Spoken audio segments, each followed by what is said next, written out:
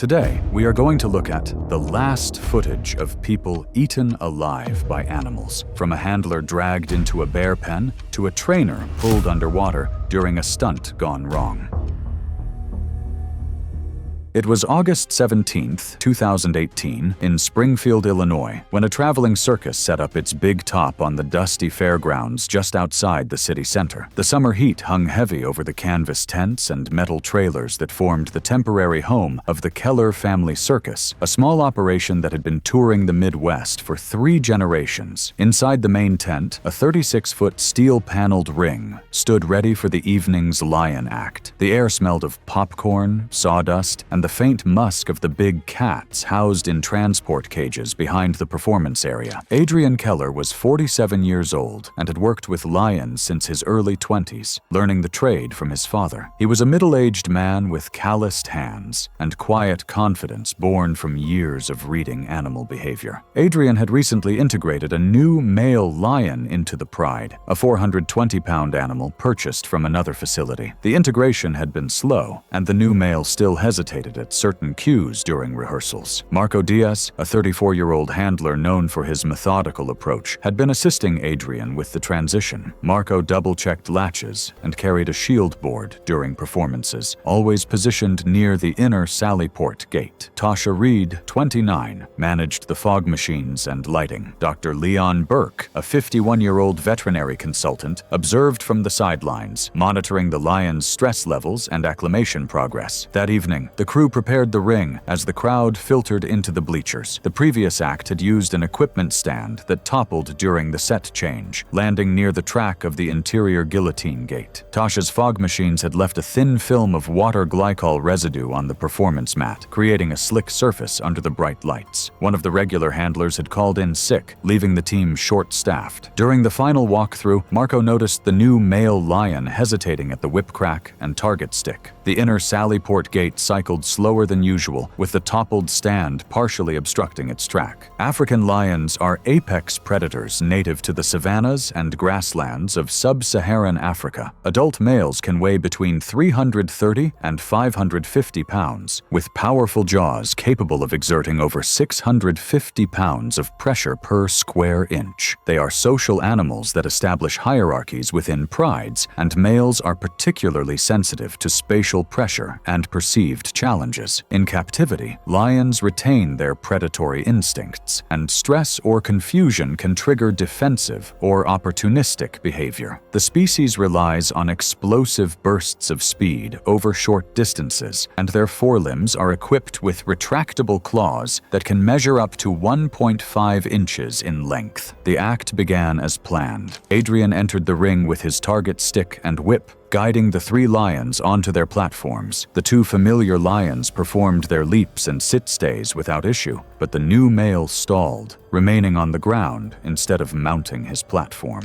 Adrian stepped back to redirect the animal, moving between the pride and the partially blocked exit. His boot heel caught the slick residue from the fog fluid, and his footing gave way. The target stick clattered to the mat as Adrian's posture dropped, his back now turned toward the new male at a distance of roughly 6 feet. The new male closed the gap in a single rush. The lion's shoulder struck Adrian's side, and the impact drove him fully to the ground. Within seconds, a second lion moved in, pinning Adrian's upper body against the mat with its weight. The new male clamped down on the right side of Adrian's neck and shoulder, the canines penetrating deep into the soft tissue. The pressure prevented Adrian from rising or calling out. His right arm was trapped beneath the second lion's forelimbs, and his legs kicked briefly before going still. Marco and the remaining handler pressed forward with shield boards, shouting commands and sounding CO2 air horns. The lions did not immediately release. The inner gate began its cycle, but the toppled equipment stand slowed its movement. Tasha ran to clear the obstruction, while Dr. Burke radioed for emergency medical response. After what witnesses later estimated as 20 to 30 seconds, the handlers managed to pressure the lions back using control poles, and the gate finally cleared.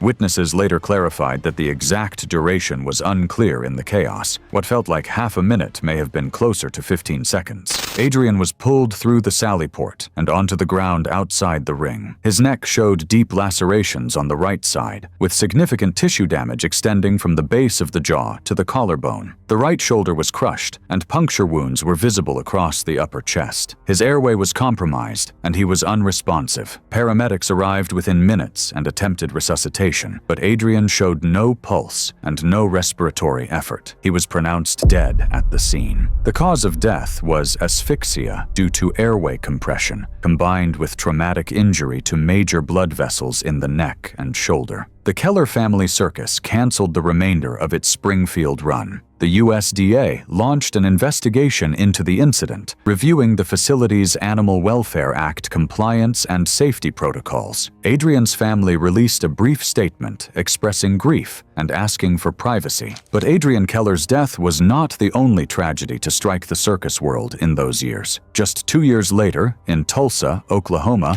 handler Meredith Shaw would face a fatal moment involving a 500-pound Bengal tiger and an unsecured tunnel gate. It was February 22, 2020, in Tulsa, Oklahoma, when a regional circus prepared for its afternoon performance at the Expo Square Fairgrounds. The facility's livestock pavilion had been converted into a temporary big cat venue, with holding cages positioned in a climate-controlled bay adjacent to the main performance arena. A 28-foot shift tunnel connected the holding area to a 36-foot steel-paneled performance cage, allowing handlers to move animals safely between spaces. The tunnel featured a double-door sally port system designed to prevent direct contact during transfers. Outside, wind gusts from an unseasonably warm front rattled the bay doors, and one had been propped open to ventilate the holding area. Meredith Shaw was 31 years old and had been working with big cats for 6 years. She started as a ring assistant before training under veteran handlers, eventually specializing in transfer protocols and behavioral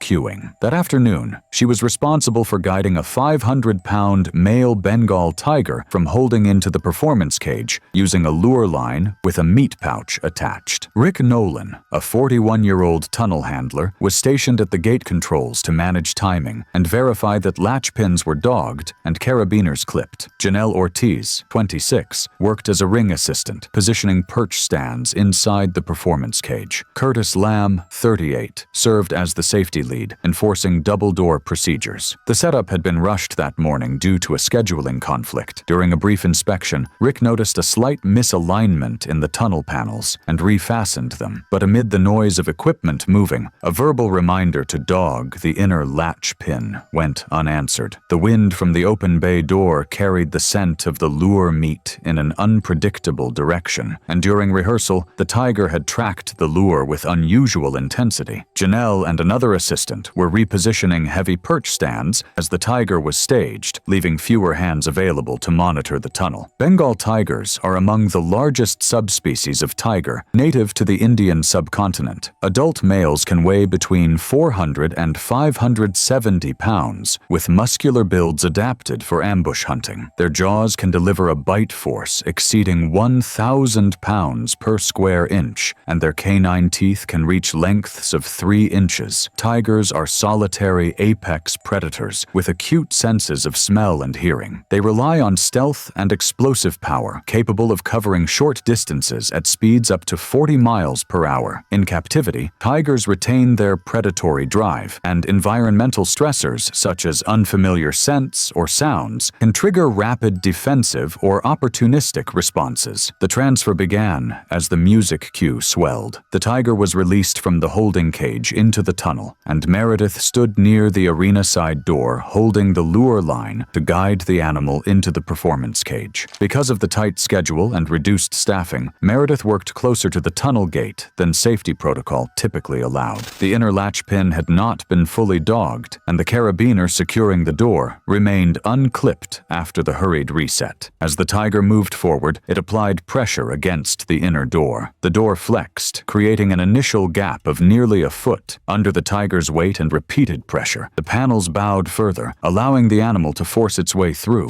Meredith was within arm's reach, focused on repositioning the lure line to correct for the wind-altered scent trail. The tiger surged through the gap in a short, powerful pounce. The impact struck Meredith's torso and drove her backward into the tunnel panel. The tiger's jaws closed on her right shoulder and upper chest, the canines penetrating deep into the tissue. Meredith's left arm came up reflexively, but the tiger's weight pinned her against the metal framework. Her legs buckled, and she dropped to a seated position as the tiger maintained its grip. Rick and Curtis moved immediately, grabbing shield boards from the nearby rack. They shouted commands and positioned the boards between themselves and the animal. Curtis sounded a CO2 air horn, the sharp blast echoing inside the tunnel. The tiger did not release. Rick applied a control pole to the tiger's shoulder, attempting to create leverage, while Curtis worked to close the flexed door. The tiger shifted its grip, dragging Meredith several inches deeper into the tunnel space. Her right arm hung limp, and blood spread across her shirt and the tunnel floor. After approximately 15 seconds, the combined pressure from the shield boards, air horn, and control pole caused the tiger to yield enough space for Curtis to force the inner door shut. The tiger retreated into the performance cage, and Rick pulled Meredith out through the holding side door.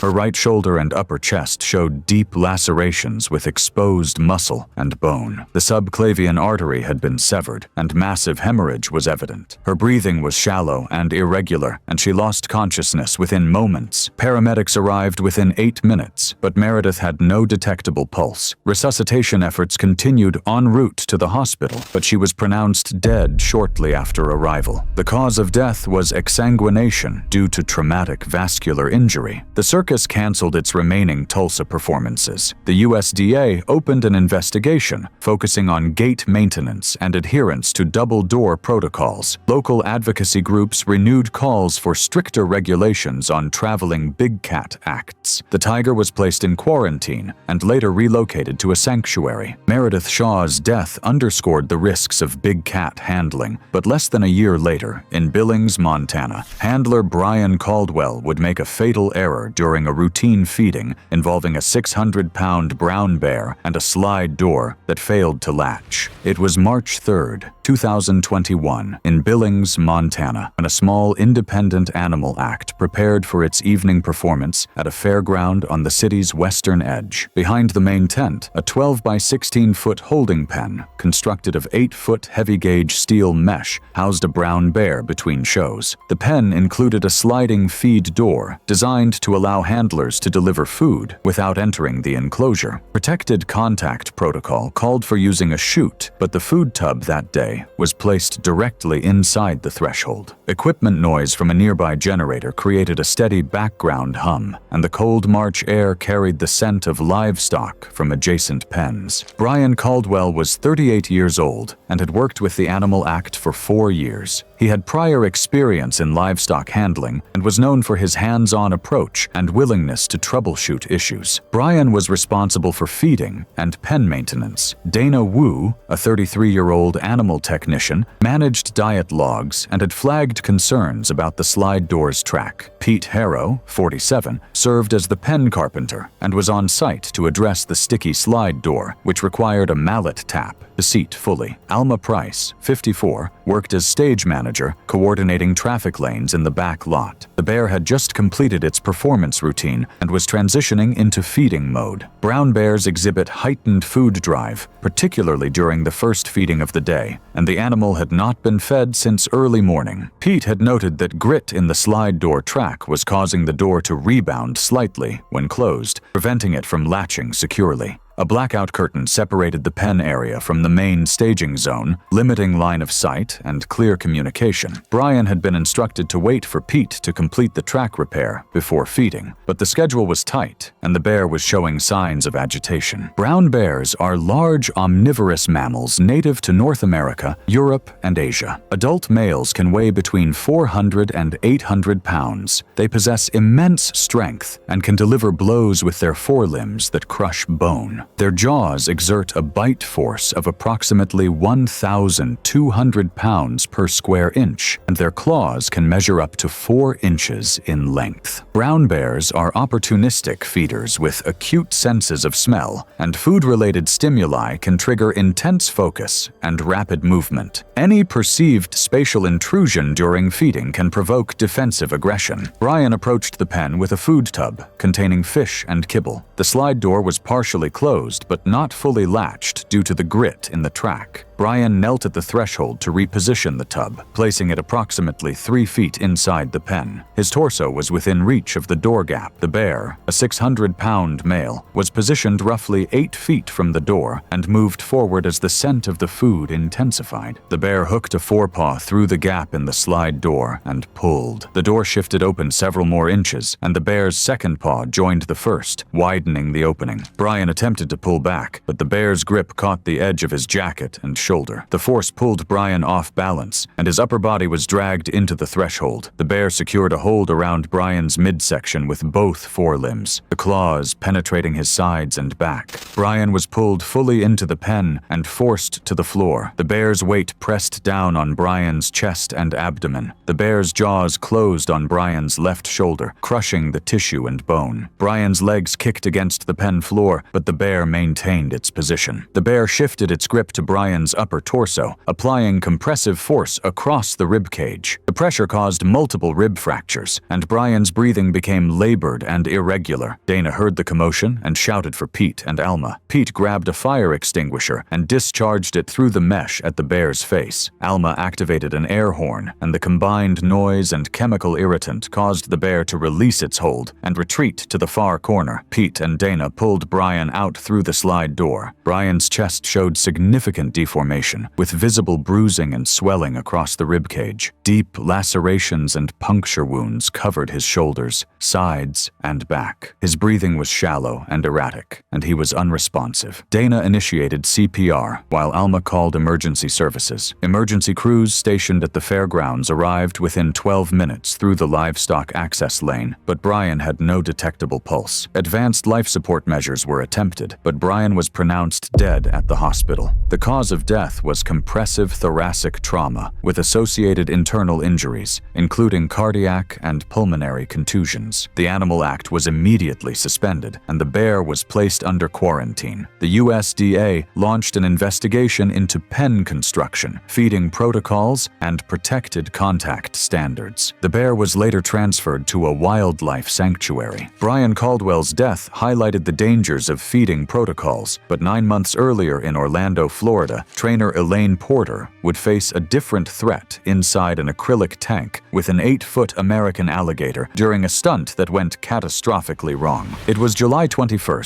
2020, in Orlando, Florida, when a traveling sideshow aquatic act set up its signature attraction inside a large circus tent at the Orange County Fairgrounds. The centerpiece was a 20 by 12-foot acrylic viewing tank filled with 4 feet of water, designed to showcase close contact stunts with an American alligator. The tank sat on a reinforced platform under bright stage lights, and a fog machine created atmospheric effects. The humid summer heat made the tent's interior oppressive, despite industrial fans running at full capacity. Elaine Porter was 35 years old and had been working with reptiles for over a decade. She began her career at a wildlife education center before transitioning to performance work, specializing in alligator handling and water-based demonstrations. The stunt she performed involved standing on a submerged platform 18 inches below the water's surface, while the alligator, secured by a catch rope looped near its forelimbs, remained in a controlled position. Noah Grant, a 30-year-old aquatic rigger, was responsible for checking the platform rigging and the quick-release mechanism that controlled the catch rope. Valencia Cruz, 27, operated the spotlight, adjusting beam angles to ensure visibility through the water and acrylic. Dr. Priya Nayar, 45, served as was the veterinary advisor, monitoring the alligator's respiration patterns and stress indicators. The catch rope showed a minor fray near the splice point where it connected to the quick release, a detail Noah had noted but decided could wait until after the show for replacement. During rehearsal earlier that day, the alligator had performed a quick roll when Elaine's foot brushed the platform edge, suggesting heightened sensitivity to contact. The fog machine's output, combined with glare from the stage lights, created areas of reduced visibility at the tank's corners. The quick release mechanism was mounted under the platform edge, requiring Elaine to crouch and reach into the water to reset it between sequences. American alligators are large reptiles native to the southeastern United States. Adult males can reach lengths of 10 to 15 feet and weigh between 400 and 800 pounds. Alligators possess powerful jaws capable of exerting bite forces exceeding 2,900 pounds per square inch. Their teeth are conical and designed to grip, and they employ a hunting technique known as the death roll, in which they rotate their bodies rapidly while maintaining a grip to disorient and subdue prey. Alligators are ambush predators with excellent low-light vision and pressure-sensitive receptors along their jaws that detect movement in water. Any sudden movement or contact near their strike zone can trigger a rapid defensive response. The performance began as planned. Elaine entered the tank and took her position on the submerged platform. The alligator, an 8-foot male weighing approximately 280 pounds, floated in a stationary position roughly 4 feet away, held in place by the catch rope. The routine called for Elaine to guide the alligator through a controlled open-mouth display, then pivot on the platform to reposition for the next sequence. As Elaine crouched to reseat the quick-release mechanism under the platform, the frayed section of the catch rope failed at the thimble eye, slipping free of the anchor shackle. Slack formed in the line, and the alligator was no longer restrained. The alligator surged forward, closing the 3-foot distance in less than a second. Its jaws opened and clamped down on Elaine's right forearm.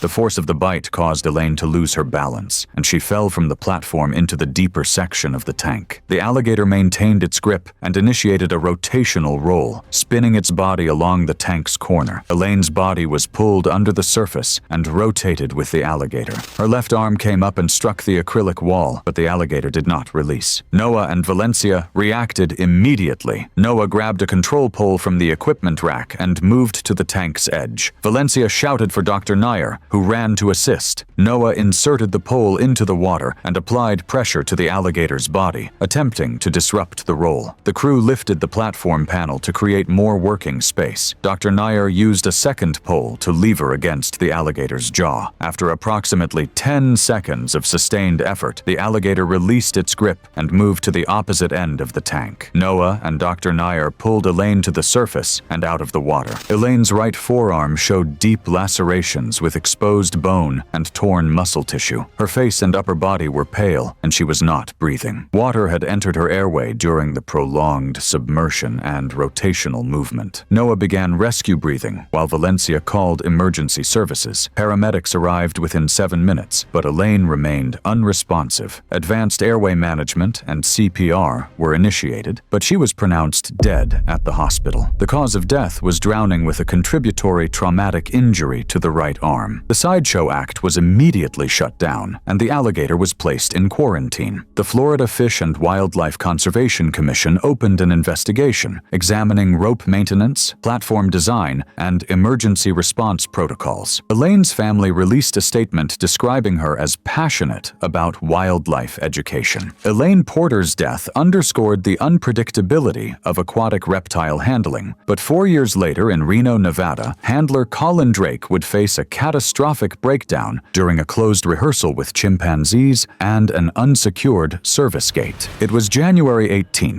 2024, in a private training compound on the outskirts of Reno, Nevada, where a small team prepared for a closed rehearsal of a vaudeville-style animal act. The facility consisted of several reinforced structures for working with primates, including a 24 by 24-foot rehearsal room with 8-foot reinforced steel panels, a roof, and an inner service gate leading to a sally port system. The compound operated under private ownership with permits for non-exhibition training. Nearby, a maintenance crew was testing a pneumatic door system, and the intermittent banging sounds echoed across the compound. Colin Drake was 40 years old and had been working with primates for nearly 15 years. He started his career at a research facility before transitioning to animal training for entertainment. The rehearsal that day involved 3 chimpanzees, 2 juveniles weighing approximately 70 pounds each, and 1 adult male weighing around 120 pounds. The routine included barrel rolls, ladder climbs, and hand-targeting exercises. Evelyn Park, a 32-year-old trainer, led the targeting sequences while carrying a shield board for safety. Mateo Ruiz, 28, worked as the facility technician and was on site to address a sticky gate pin noted in the maintenance log. Harold Young, 57, served as the show caller, responsible for blocking scene transitions and timing cues. The service gate was equipped with a double pin system, a top pin and a bottom pin, both needing to be seated and secured with padlocks. That morning, Mateo had noted the bottom pin was sticky and required replacement, but the repair had been postponed. During warm-up, the adult male chimpanzee had tested the panel flex by bouncing against it. Colin entered the room wearing a hip belt with treat pouches attached. The adult male had shown strong interest in the food pouches during previous sessions. Chimpanzees are highly intelligent primates, native to the forests and savannas of Central and Western Africa. Adult males can weigh between 90 and 130 pounds, with muscular builds that provide strength far exceeding that of an average human. Chimpanzees possess approximately 1.5 times the upper body strength of humans relative to their size, and their bite force can exceed 1,300 pounds per square inch. They have long canine teeth capable of inflicting deep puncture wounds. In captivity, they retain their natural strength and social instincts, and any perceived threat or opportunity for food can trigger rapid and intense responses. The rehearsal began with ladder work, and the chimpanzees initially followed the targeting cues. However, the pneumatic door testing started shortly after, and the intermittent banging sounds caused the adult male to shift his attention away from the targets. Colin stood near the center of the room, positioned between the adult male and the service gate. The treat pouch on his hip belt was partially unsecured. The adult male moved toward Colin with sudden speed. The adult male grabbed the treat pouch and pulled, yanking Colin off balance. Colin stumbled forward, and the adult male maintained his grip on the pouch and Colin's clothing. The 2 juvenile chimpanzees joined in, pulling at Colin's arms and legs. The juveniles mimicked the dominant male's aggression, a common escalation pattern in captive primate hierarchies. Colin was dragged to the floor near the service gate, and the adult male positioned himself over Colin's torso. The bottom pin of the gate, which had not been clipped with its padlock, allowed the panel to flex outward slightly. The adult male delivered a bite to Colin's left forearm, the canines penetrating deep into the muscle. Colin's right arm came up defensively, but the adult male grabbed it and pulled it down. The juveniles continued to pull at Colin's clothing and limbs. The adult male then bit Colin's right shoulder, the force crushing the soft tissue and causing significant bleeding. Colin's legs kicked against the floor, but the combined weight of the 3 animals kept him pinned. Evelyn and Harold reacted immediately. Evelyn grabbed her shield board and moved toward the group, shouting commands. Harold retrieved a fire extinguisher and discharged it toward the adult male. The noise and chemical irritant caused the juveniles to retreat, but the adult male maintained his position for several more seconds before finally releasing Colin and moving back. Mateo opened the sally port to assist. Evelyn and Harold pulled Colin out of the rehearsal room.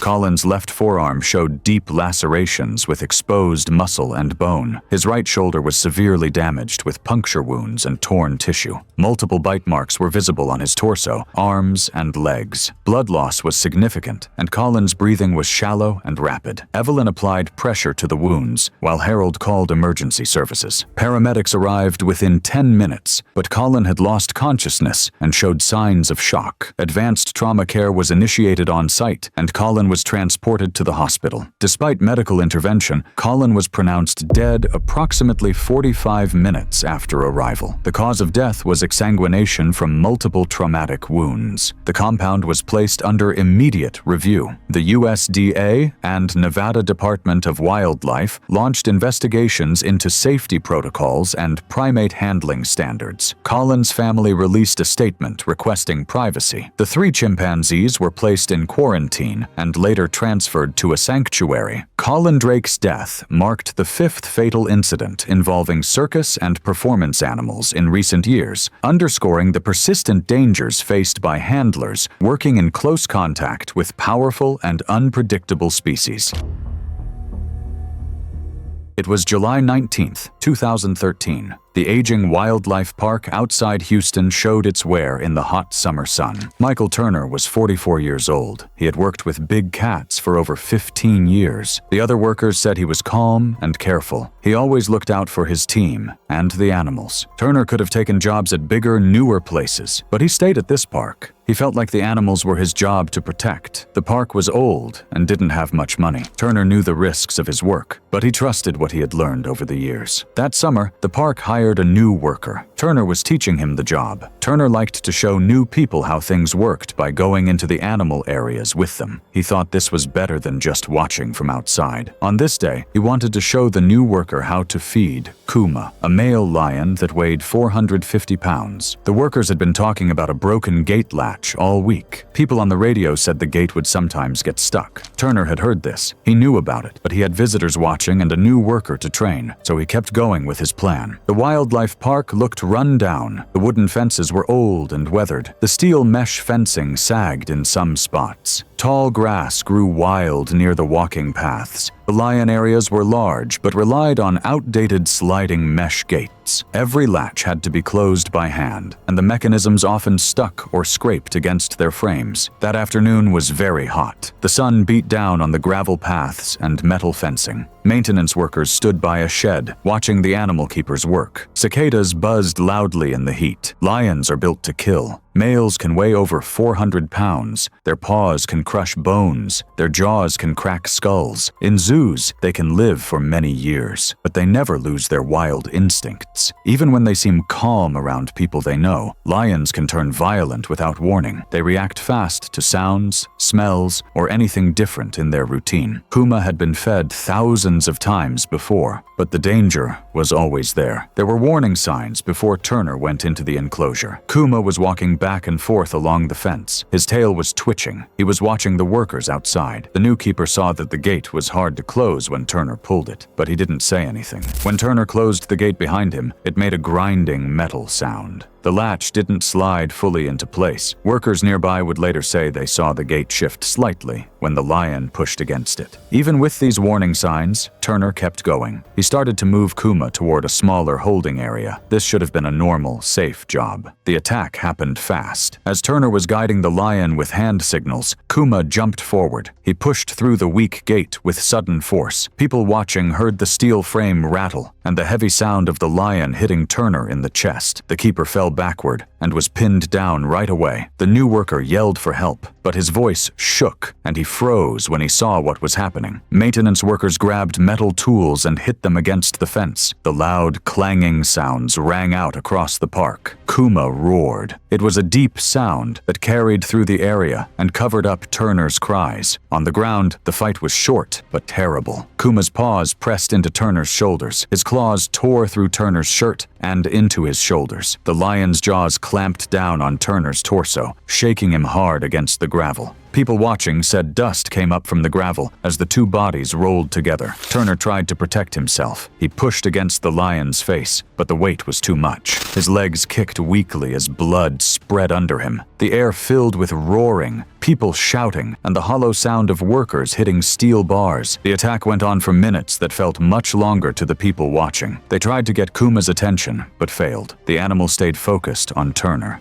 Finally, Turner's movements got slower. His body went still under the lion's grip. The new keeper was pale and shaking. Staff had to pull him back because they were afraid he might try to run to the gate. Kuma only let go of Turner when more workers came with fire hoses. They sprayed water through the bars. The lion stepped away slowly, walking back and forth with water dripping from his mane. Turner lay without moving. Emergency workers were called right away, but there was nothing they could do when they got there. Turner was dead at the scene. His uniform was ripped. The gravel around him was stained dark red. His keys and radio were scattered near the bent gate. The new keeper was shaking and couldn't stop. He was taken to the hospital and treated for shock. Maintenance workers stayed for hours, giving their stories to investigators. Their clothes were still wet from the hose spray. The park closed for 6 months. Investigators said the broken equipment and old safety rules caused the accident. Turner's funeral was quiet in his hometown. No cameras were there, just family and a few other animal keepers came. Local newspapers wrote about it briefly, but the story didn't spread much beyond the area. Kuma was not killed. He was moved to a more secure place with stricter rules. The tragedy in Texas showed how a single weak gate could end a life in seconds. But halfway across the world, a veteran keeper in India would face an even heavier force, one he had trusted for decades. It was August 23, 2014. The rural zoo outside Thrissur, Kerala was busy with festival week crowds, and the morning heat pressed down on the concrete elephant wash area. Ramesh Pillai was 52 years old and had worked with elephants his whole life. He started as a teenager, helping his uncle. Other workers knew him as patient and careful. He liked to keep things neat and follow the same routines every day. Ramesh lived nearby with his wife. His grown son sometimes helped out on busy days. He preferred quiet work over big shows. He kept his tools organized and his schedule tight. The other staff trusted him to make good choices when they were short on workers. Festival week meant more visitors and less time between groups. Ramesh was told to wash Suraj, an 8,000-pound bull elephant. He thought this would be easier than moving the animal or doing a public feeding. Junior keepers would watch and then practice under his guidance. He had handled Suraj on difficult days before. The elephant seemed to respond well to him. With a break between school groups, he planned to finish fast and clear the area before the next crowd came. The wash area was a concrete rectangle that sloped toward a drain. It had a low wall on one side and steel bars on the other. Algae made the floor slippery near the drain where the hose often leaked. From the barrier 20 feet away, visitors could see everything clearly. The steel chain around the elephant's right leg, the buckets lined up, the stiff brush in Ramesh's hand, the water valve by the wall. The air smelled of wet dirt, soap, and elephant dung. Asian bull elephants are huge and move fast for their size. Adult males stand 8 to 9 feet tall at the shoulder and often weigh 6,000 to 10,000 pounds, with the largest bulls reaching even more. A trunk can lift hundreds of pounds. A foot can press thousands of pounds of force into a small spot. Male elephants go through a condition called must. This brings hormone changes, gland discharge, and a shorter temper. Training helps reduce risk, but it doesn't remove wild instincts. A handler's safety depends on good footing, working equipment, and enough space. There were warning signs. Weeks before, Suraj had shown signs of must. By this week, those signs had gotten better, but he was still restless. His tail would snap and his head would go up when crowds got loud. That morning, a junior keeper said the chain latch sometimes got stuck. He also said algae near the drain made the floor slick. Ramesh checked the latch and heard it click into place. He decided to go ahead with his routine. He weighed the schedule and the elephant's calmer mood against the small risks he thought he could handle. The first few minutes went as planned. Ramesh worked along the left shoulder and behind the ears. He stayed close to the wall where he could turn quickly if the animal moved. Suraj flapped his ears and rocked from side to side. A few visitors leaned against the viewing barrier to take phone pictures. When the water pressure dropped, a loose loop of hose slid over Ramesh's boot. He turned to reach the valve. At that moment, Suraj stepped forward. He pulled tight against the chain until a link rode higher on the post and changed the angle. The setup of the area changed. The chain lifted just enough for Suraj to bring his head closer. The trunk curved low and then then rose up, wrapping around Ramesh at the waist. People behind the barrier heard the brush hit the concrete and the heavy sound of a shoulder hitting the wall. Suraj trumpeted. It was a hard sound that filled the area and bounced off the roof as the crowd's talking turned into overlapping shouts. Suraj swung him and drove him into the wall again. Ramesh slid to the wet floor. The elephant put his right foot across his pelvis and lower abdomen, pinning him down. Concrete chipped at the edge of the drain under the weight. The trunk pressed across his chest, forcing his back to the floor as the foot shifted and pressed down harder. Junior keepers grabbed a steel bar and hit the chain to distract the bull. Another worker opened the valve fully. A hard stream of water washed over the elephant's head and shoulders but had no effect. The pressure became slower and more deliberate. The foot lifted and came down again, higher toward the chest, the weight settling with crushing force. The concrete area made every sound louder. Scraping footpads, the rush of water, the trumpet's boom, the dull crack as bones broke.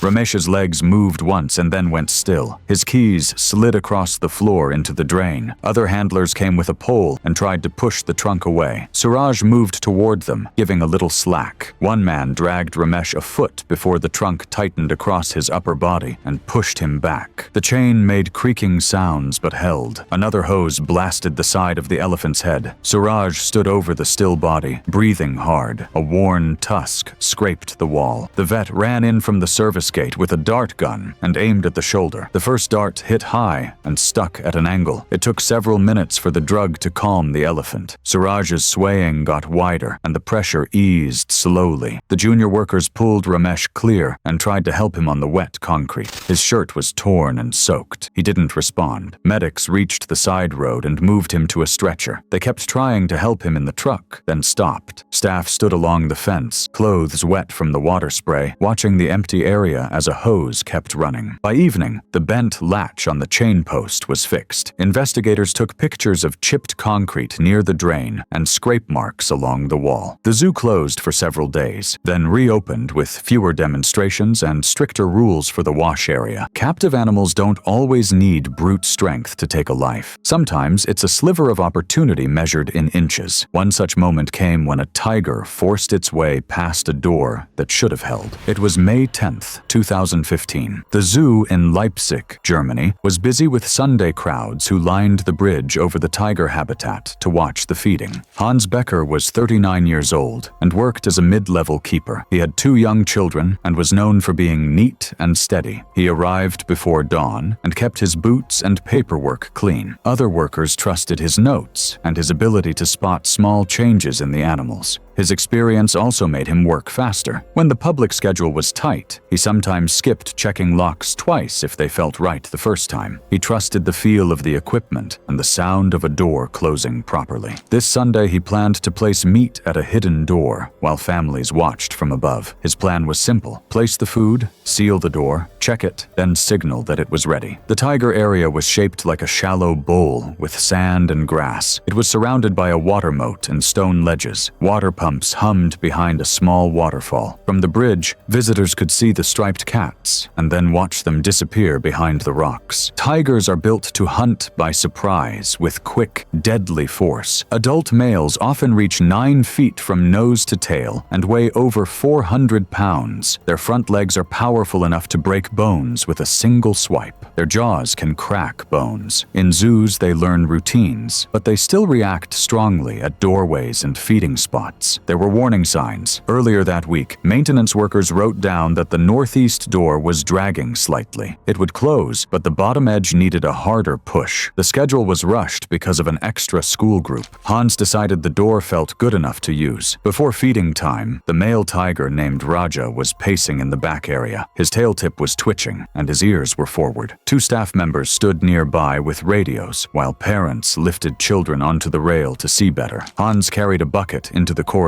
and slid open the inside panel. He set the meat on the ledge. The sliding panel came back, but it stuck in the last inch of track. He bumped it with his shoulder until it thudded shut, then turned toward the outer door. He misjudged the closure by just a little bit. The inside panel had not fully locked into its bottom track. This left a thin gap where the seal should have been tight. When Hans let go of the outer door, Raja pushed from the other side. The panel lifted slightly in its track, just enough for the claws to hook the edge. Metal made ticking sounds against metal. The gap got wider. Visitors saw a blur of orange and black stripes. Raja's front half cleared the door, opening in one powerful movement that shook the frame. Hans turned to run back, but had only 2 steps of corridor and a wall behind him. The tiger hit him high, slamming him into the wall. The bucket rolled and stopped against the doorway. Hans fell on one hip. The tiger's weight came down on top of him, front paws pinning his shoulders. Claws tore through his clothes and skin. Raja moved lower and bit down on the left side of his body. The shaking that followed was short and violent. On the bridge, people cried out in voices that mixed with the sound of the water pumps. Hans tried to push at the tiger's face, then at the lower jaw. His movements were small under the heavy weight. Raja dragged him against the door edge, inch by inch. Radios crackled. One keeper ran for blank cartridges. Another grabbed the manual winch handle. Parents pulled their children down and backed away from the rail. The first blanks fired, sharp and flat inside the corridor. Raja flinched but did not let go. Another pair cracked. The tiger bit again, higher near the shoulder, and pressed Hans onto his back. His boots scraped against the floor. A keyring slid and stopped near the wall. The door crew began working the winch, pulling the slider slowly to trap the tiger back in the run, but the alignment was off with Hans's body caught at the edge. A keeper shoved a pole through the gap to push Raja's head aside. Another blank cracked. Raja shifted just enough for the winch to gain another inch. The steel door moved forward against the frame with a grinding sound. The fight got shorter with jerks and growls. Hans's breathing was shallow and wet. The door moved closer as staff worked the winch handle. One more blank fired, and Raja pulled back into the run. The door slammed shut with a final clank. When it was safe, 2 keepers pulled Hans clear. He wasn't responding. His shirt was torn across the left chest and stomach. Blood had soaked through the fabric. A broken radio lay by his hip. Visitors were moved off the bridge while medics worked on the corridor floor. The pump noise was suddenly loud, without people's voices. Officials arrived within minutes, followed by the vet team. Raja was given drugs to make him sleep and moved to another pen. The floor showed scrape marks at the door, a smear across the threshold, and a circular mark from the spinning bucket. Hans was pronounced dead at the scene. The zoo put out a statement the next day and added a small memorial plaque near the tiger exhibit. After the gate-slipped incident, another tragedy showed that danger isn't always about steel or locks. Sometimes the real threat comes from the animals themselves.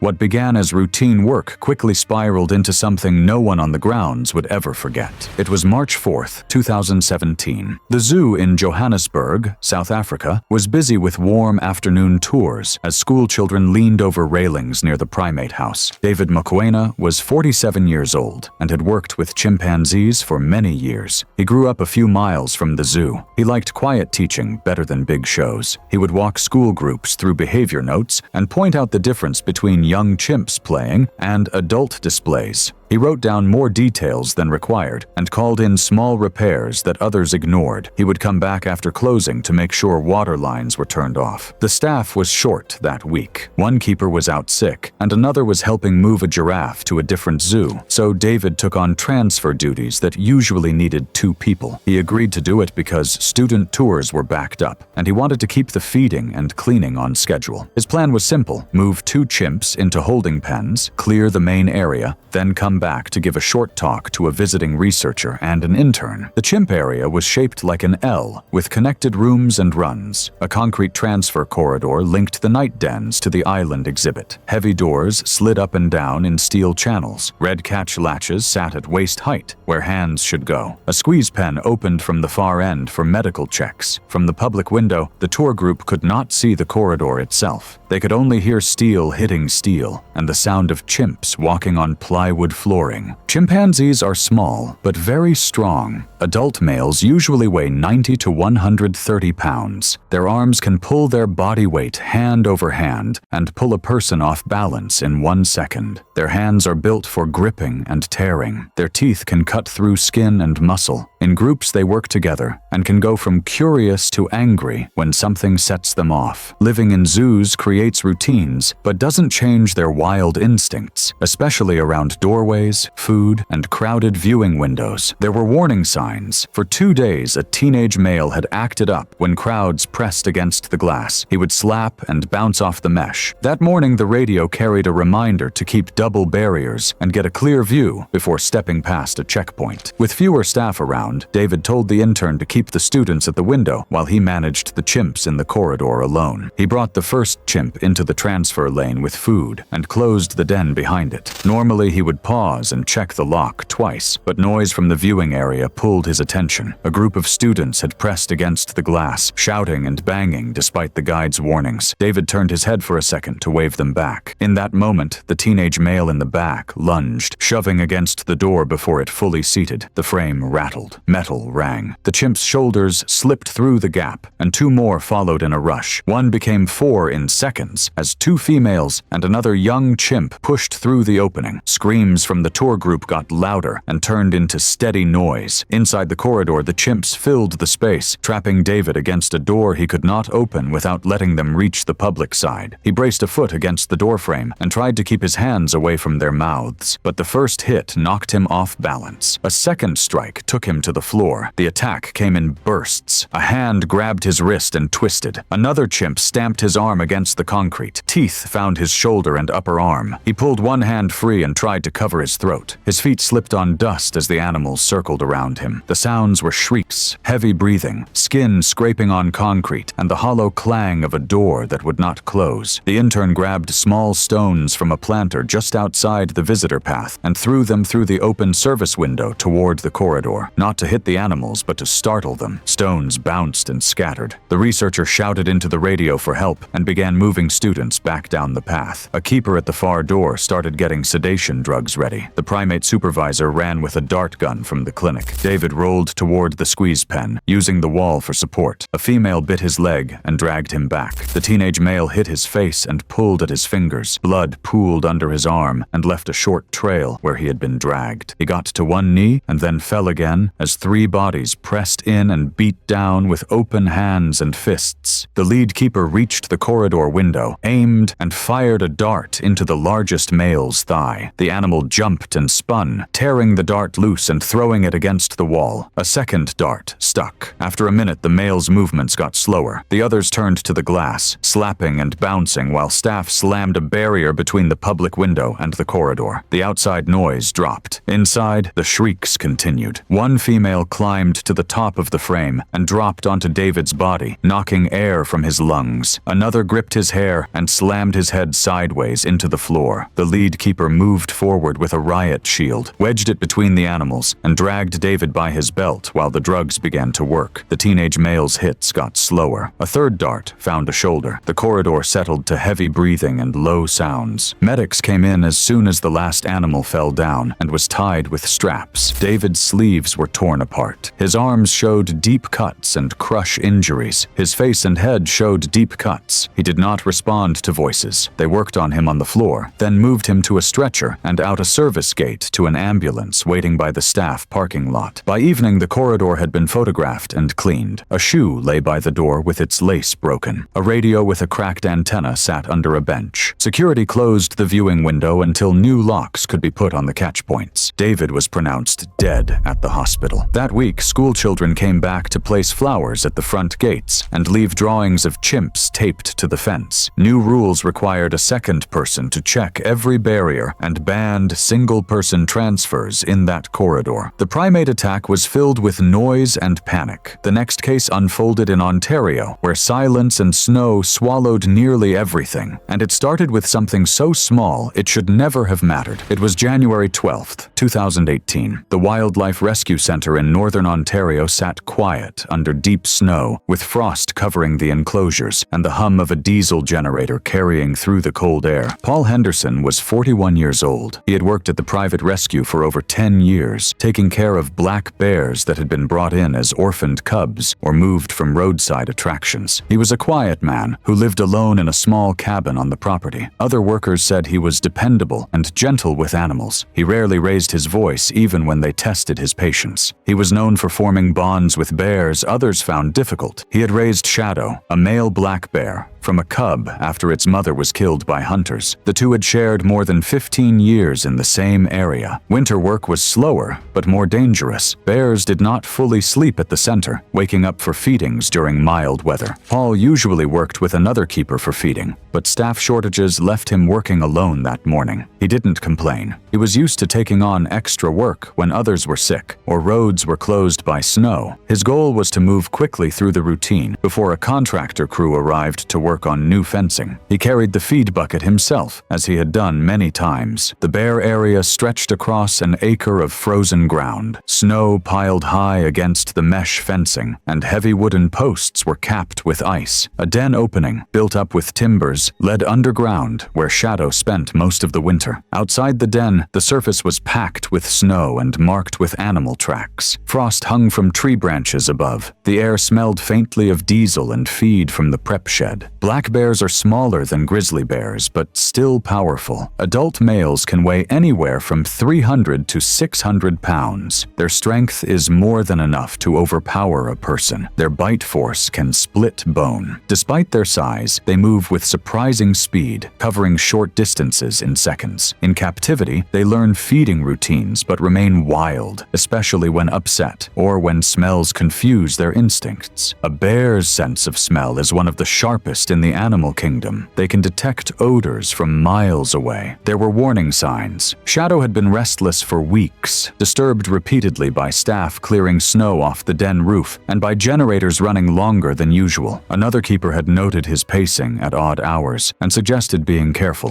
Paul knew this, but he trusted his bond with the animal. That morning, he had also handled fish for other areas and carried the smell on his gloves and sleeve. He didn't change gear before moving to Shadow's pen. For years, he had entered with the same clothing and never had a problem. Paul opened the gate with the feed bucket and stepped onto the hard-packed snow. Shadow came out of the den, moving low, his head swinging side to side. The bear paused, sniffed the air, and focused on Paul's left arm instead of the bucket. People who saw it later said the bear's body language changed the moment he smelled the fabric. Paul set the bucket down near the usual feeding spot, but Shadow went past it completely, heading straight toward him. The charge was sudden. Snow crunched under heavy paws as the bear closed the short distance. Paul raised one arm, but Shadow struck high, knocking him backward onto the snow. The first bite clamped onto his shoulder, shaking him hard against the frozen ground. Paul cried out once, muffled under the sound of deep growls. His boots scraped against ice as he tried to twist free. A co-worker arriving late with tools heard shouting and ran toward the pen. From outside the fence, he saw Paul pinned down, Shadow's jaws locked onto his upper body. Blood stained the snow in dark patches that spread quickly. Paul's free hand pushed weakly at the bear's head, but the weight pressing into his chest left little room to move. Construction workers at a nearby building grabbed metal sheets and slammed them against a truck bed. The sharp banging echoed through the woods, mixing with shouted voices. Shadow barely reacted, dragging Paul a few feet toward the den entrance. The bear's growls were deep, rising with each pull. Paul's movements slowed. His arm, once pushing, went still against the snow. The co-worker yelled into his radio for help, trying to distract the animal by hitting the fence posts with a crowbar. The sound carried, but Shadow stayed locked on, pressing down with his front legs and shaking Paul again near the den opening. Snow sprayed up around them. Paul's jacket tore open, his sleeve dark with blood. Wildlife officers reached the area within minutes, but by then Paul was not moving. A rifle was raised, then lowered in favor of darts, but Shadow's position over the body made a clear shot difficult. The decision was made quickly. A shot rang out across the area. The bear fell near the den, heavy in the snow. The officers entered and pulled Paul free, but there were no signs of life. By evening, the ground had been cleared. The blood-stained snow was shoveled away, and the feed bucket picked up, still half full. Paul's torn gloves were collected as evidence. A broken watch lay in the trampled snow near the gate. Paul's body was cremated, and his ashes were scattered on a nearby forest trail he had often walked alone. Shadow was put down at the scene. Local newspapers ran brief stories, calling it a tragic reminder of the risks of working with wild animals. At the rescue, a simple wooden sign was placed near the bear area with Paul's name carved into it. It was March 15, 2015, when tragedy struck at Crocosaurus Cove, one of Darwin's premier wildlife attractions. The facility, home to over 30 massive saltwater crocodiles, sits in the heart of Australia's Northern Territory, where these apex predators have ruled the waterways for millions of years. The morning sun cast long shadows across the main display lagoon, a concrete habitat designed to house the park's most impressive specimens. The humid tropical air carried the distinctive scent of the wetlands, while tourists began gathering for the day's first feeding demonstration. Noah Whitfield, a 40-year-old maintenance supervisor, had worked at Crocosaurus Cove for 5 years. Known for his efficiency and shortcuts, the divorced father of 2 was eager to finish his weekly cleaning duties early to attend his son's afternoon baseball game. His colleague Miguel Santos had offered assistance that morning, but Noah dismissed the help, confident he could handle the routine walkway maintenance alone. Park Safety Inspector Janet Morrison had repeatedly flagged the deteriorating wooden railings for replacement, creating ongoing tension with Noah, who viewed her concerns as excessive caution. The elevated walkway system, positioned 12 feet above the crocodile habitat, required regular pressure washing to remove algae and debris that accumulated from the tropical climate. Noah's supervisor had recently praised his work ethic, unaware that his employees' rush to complete tasks was compromising safety protocols. Saltwater crocodiles are the world's largest living reptiles, with adult males typically reaching lengths of 14 to 17 feet and weighing between 880 to 1,100 pounds, though exceptional specimens can approach 18 feet. These prehistoric predators possess the strongest bite force of any animal on Earth, capable of exerting pressure exceeding 3,700 pounds per square inch. Their hunting strategy relies on explosive ambush attacks, remaining motionless for hours before striking with lightning speed. In captive environments, feeding schedules create heightened states of anticipation and aggression among the population. The crocodiles at Crocosaurus Cove had been conditioned to associate human activity with feeding time, making them particularly responsive to disturbances. As Noah positioned his pressure washer near the compromised railing, the high-pressure water stream created vibrations that stressed the already weakened support posts. The wooden barrier suddenly splintered with a sharp crack, sending Noah tumbling backward through the air. He plummeted 12 feet into the murky water below, crashing directly into the center of the display pond with a tremendous splash. The impact momentarily stunned him, but he quickly surfaced, gasping and disoriented among 32 saltwater crocodiles that had been anticipating their morning feeding. The sound of his fall had alerted every predator in the enclosure, their primitive brains instantly recognizing the disturbance as a potential feeding opportunity. The crocodiles interpreted Noah's thrashing movements as prey behavior. Titan, the dominant 16-foot male, struck first with devastating force. His massive jaws clamped down on Noah's left leg, the bone-crushing bite shattering his femur and severing major arteries. The death roll began immediately, spinning Noah's body violently underwater as blood clouded the murky water. A second crocodile seized his right arm, its powerful jaws crushing bones and tearing through muscle tissue. A third predator grabbed his torso, puncturing his ribcage and collapsing his lung. The coordinated assault created a feeding frenzy as more crocodiles joined the attack, their prehistoric instincts driving them to compete for the unexpected meal. The feeding response escalated as more crocodiles converged on the scene. Noah's screams were cut short as he was repeatedly dragged beneath the surface, the coordinated assault dismembering his body through multiple death rolls. His spine snapped under the tremendous rotational forces, while massive blood loss from severed limbs caused rapid cardiovascular collapse. The churning water turned crimson as the prehistoric predators continued their relentless attack. Within 3 minutes, Noah had succumbed to massive trauma, blood loss, and drowning. Park security arrived to find only fragments of clothing and blood visible on the water's surface.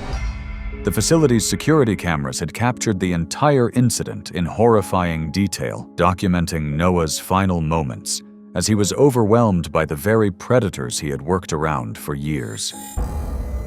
An immediate investigation was launched by Northern Territory workplace safety authorities, focusing on the facility's maintenance protocols and safety equipment failures. The park was temporarily closed to visitors while investigators examined the scene. Noah's family expressed devastation at the loss, describing him as a dedicated father who had simply been trying to provide for his children. The incident prompted renewed scrutiny of wildlife facility safety standards across Australia, with calls for mandatory safety harnesses and improved barrier maintenance protocols. The tragedy served as a stark reminder of the inherent dangers faced by those working in close proximity to apex predators. While Noah Whitfield met his fate in the controlled environment of a wildlife park, other encounters with these apex predators occur in their natural domain. In the remote wilderness of Kakadu National Park, where ancient waterways harbor some of Australia's largest saltwater crocodiles, a different kind of tragedy would soon unfold, involving a man whose illegal activities would lead him into the territory of an 18-foot territorial male known as Magnus. Noah Whitfield's story showed how deadly crocodiles become when barriers fail. For Spencer Vaughn, it wasn't maintenance, but illegal profit that led him into Magnus's territory. It was August 7, 2016, when the remote wetlands of Kakadu National Park became the scene of a deadly encounter.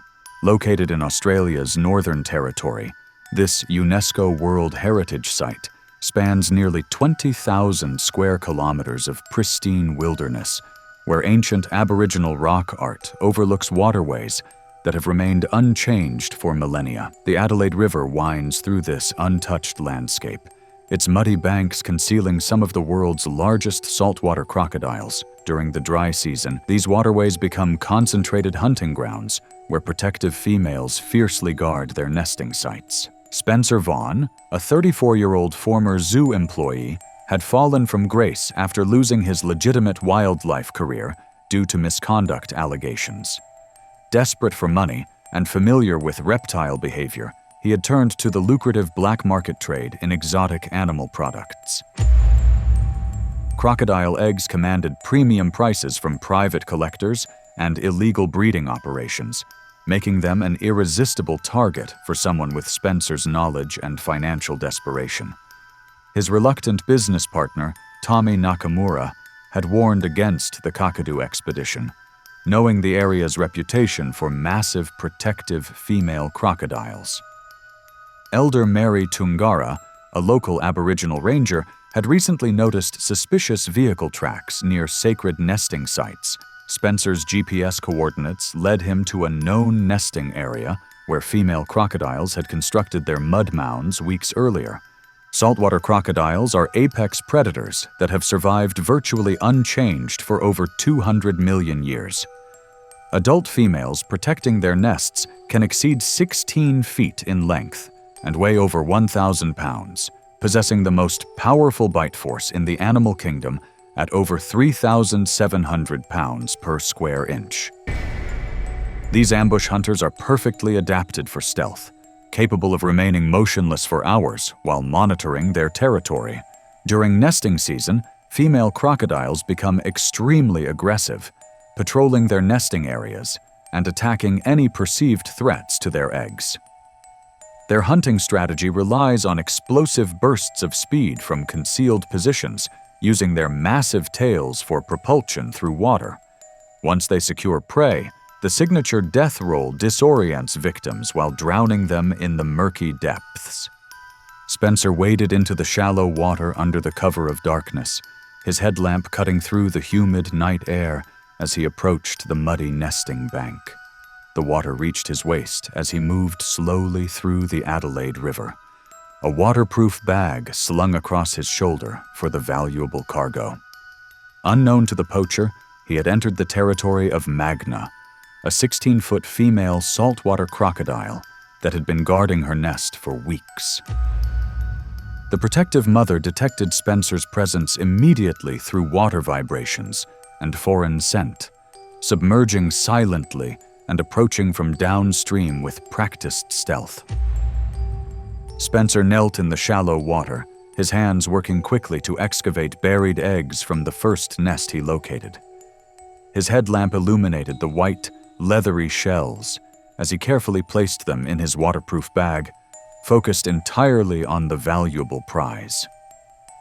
Magna positioned herself just 10 feet away, her eyes and nostrils barely breaking the surface as she assessed the intruder. As Spencer reached for another clutch of eggs, the maternal guardian exploded from the water with tremendous force. Magna's massive jaws clamped down on Spencer's torso with bone-crushing power, the initial bite penetrating his ribcage and puncturing vital organs. The impact drove Spencer backward as his headlamp flew into the darkness, plunging the scene into complete blackness. The death roll began instantly, Magna spinning Spencer's body violently as she dragged him into deeper water. The rotational force snapped Spencer's spine in multiple places while the crocodile's grip crushed his sternum and collapsed both lungs. Blood filled Spencer's airways as broken ribs punctured his heart and liver. The powerful tail thrashed as Magna continued the death roll, breaking Spencer's pelvis and femur bones.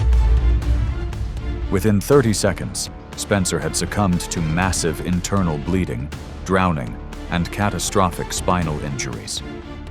Magna then performed her instinctive behavior, wedging the body beneath a submerged log where it would decompose before consumption. Tommy Nakamura reported Spencer missing after he failed to return to their campsite by dawn. A search operation was launched by Northern Territory Police, but the remote location and crocodile-infested waters made recovery efforts extremely dangerous. Elder Mary Tungara's investigation revealed tire tracks and equipment fragments near the nesting site, confirming illegal poaching activity. The incident highlighted the ongoing problem of wildlife trafficking in protected areas, with authorities vowing increased patrols during nesting season. Spencer's estranged family expressed shock at his illegal activities, stating they had lost contact with him months earlier. Conservation groups used the tragedy to raise awareness about the devastating impact of wildlife trafficking on endangered species populations. The case remained officially unsolved, with Spencer's body never recovered from the ancient waterways he had tried to exploit. Spencer Vaughn's story was a grim reminder of how protective female crocodiles defend their nests from intruders. For Miranda Keegan, it wasn't illegal activity, but scientific research that brought her to Costa Rica's Tarcoles River. It was November 22, 2014, when the Tarcoles River in Costa Rica became the site of a tragic scientific expedition. Located on the Pacific coast near the Carrara National Park, this river system is renowned for having one of the highest concentrations of American crocodiles in Central America. The dry season had dramatically reduced water levels, transforming the normally expansive waterway into a series of concentrated pools that created ideal hunting territories for the region's apex predators. The surrounding tropical dry forest echoed with the calls of scarlet macaws and howler monkeys, while the muddy riverbanks revealed countless crocodile tracks from the previous night's hunting activities. Miranda Keegan, a 29-year-old marine biologist from the University of Costa Rica, had dedicated her doctoral research to understanding American crocodile behavior patterns during drought conditions. Known for her fearless approach to fieldwork, she had been documenting territorial responses and feeding behaviors for 6 months. Her mentor, Dr. Carlos Mendoza, had repeatedly warned her about working alone near the water during peak territorial periods, but Miranda's passion for her research often overrode safety protocols. Paulo Silva, her experienced local guide, understood the dangers of the Tarcoles River, but had grown accustomed to Miranda's determined independence. The research station had received funding to study how climate change and seasonal droughts affected crocodile populations, making this dry season particularly valuable for data collection. American crocodiles are formidable predators, with typical large males reaching lengths of 11 to 15 feet and weighing over 1,000 pounds. Unlike their more aggressive alligator cousins, these crocodiles are typically more reclusive, but territorial males become extremely dangerous when defending prime hunting grounds. Their powerful jaws can exert bite forces exceeding 3,000 pounds per square inch, while their muscular tails serve as both propulsion systems and devastating weapons. During drought conditions, concentrated prey populations create highly valuable territories that males will defend aggressively against any perceived threats. The death roll, their signature killing technique, involves spinning their prey underwater to disorient and drown victims, while breaking bones through tremendous rotational force. Miranda approached the research site at dawn, her sampling equipment organized methodically as she prepared for another day of behavioral observations. The river section had shrunk to roughly half its normal width, creating concentrated fish and bird populations that attracted the area's dominant predator.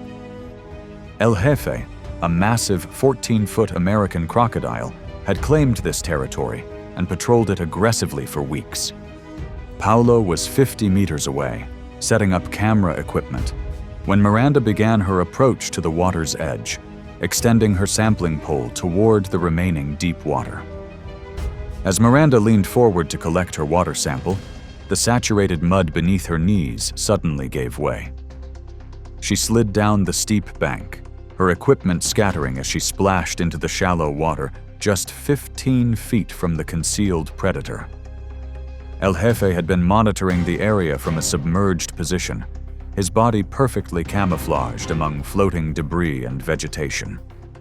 The sudden intrusion triggered an immediate territorial response from the massive crocodile. El Jefe lunged forward with explosive speed, his powerful jaws clamping down on Miranda's left thigh with bone-crushing force. The initial bite severed her femoral artery and shattered her femur bone, sending blood streaming into the muddy water. Her scream alerted Paulo, who immediately began running toward the riverbank. The crocodile's death roll began instantly, spinning Miranda's body violently as she fought desperately to reach the shore.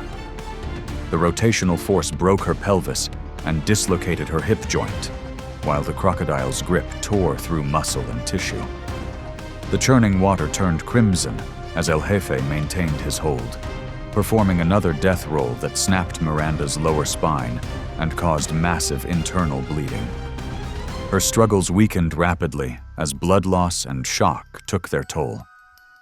The attack lasted only 40 seconds, but the crocodile's powerful bite and death roll had inflicted fatal injuries.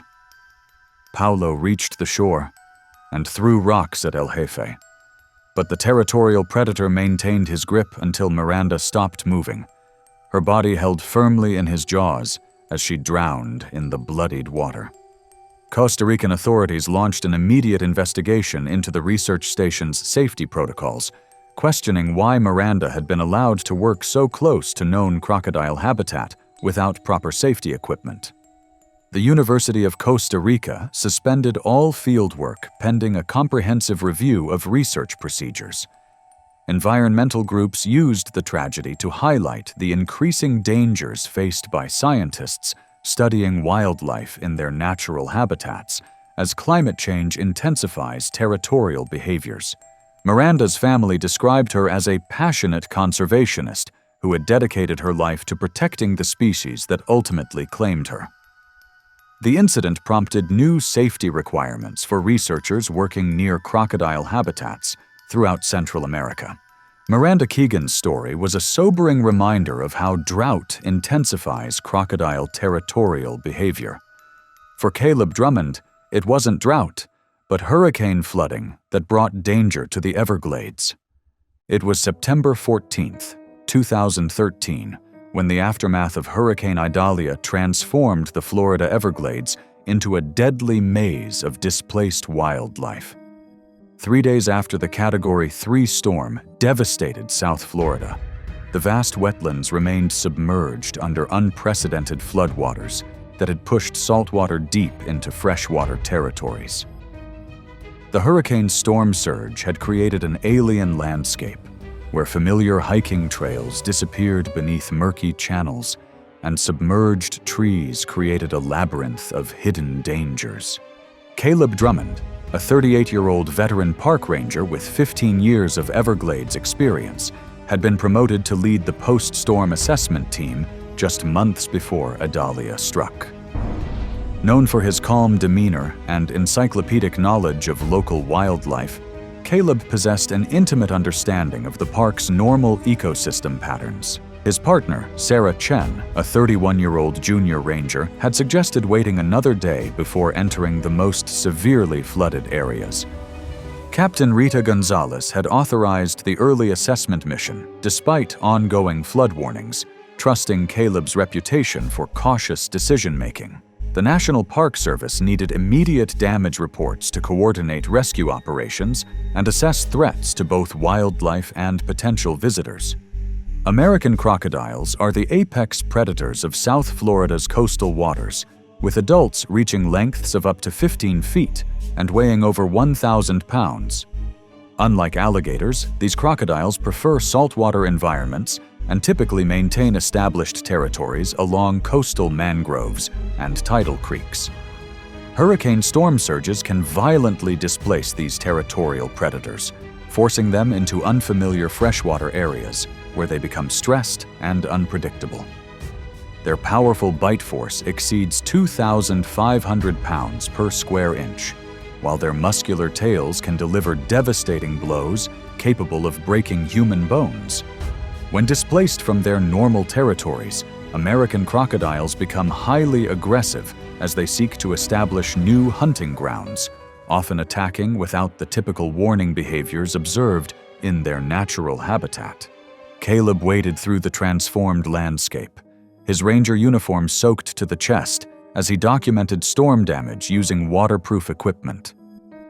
The floodwaters had created a featureless environment where GPS units became essential for navigation.